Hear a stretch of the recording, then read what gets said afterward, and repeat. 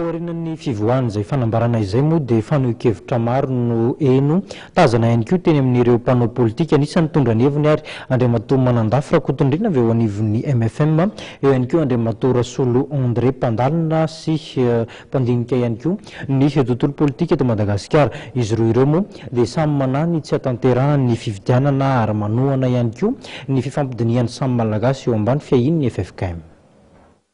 Tsy nanao fanarahana amin'ny tsy hifaninana amin'ny fifidianana Ramatoa Lalora Valomanana ary mijanona kandida hoy Andriamatoa Manandafy Rakotondrina raha nilaza ny heviny momba ny fanambarana navoaka amin'ny vondrona Eoropeanina ny tenany.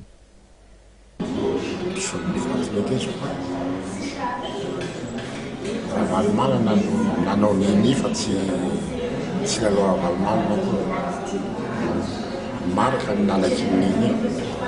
fa tsy Lalora. Tapaka zany ny vola anaovana fifidianana mihevitra amin'ny fifidianana mihetsirandrana manao izany hoe mila ovana tanteraka mihitsy ny fifanekena mba ny tolalana aratsika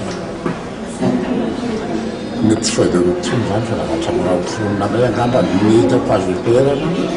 ny lahatra ny toerana natao tamin'ny FFKM inany nasitina ny mpanao politika atao hoe mietifetika indrindra amin'ny fifidianana misy olona enidato so tena mpikambanana ny ato tena atao amin'ny fivoreny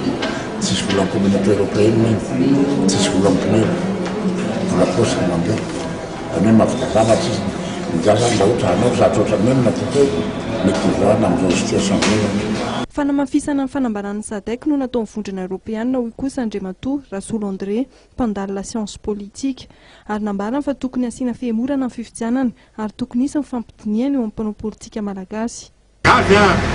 communauté internationale politika rehetrarehetra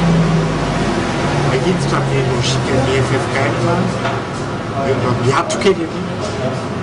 miara midinika mandamo famena mampitony fianjanany atmosfera politika amin'izao fotoana izao zay tsika vao miroso ny fifidianana misafotofoto loatra ny izy ka raha amin'izao zavatra misafotofoto zao tsika ny mandeha ny fifidianana dia tena miditra any amin'ny ady poste électorale tsika tsy hevitra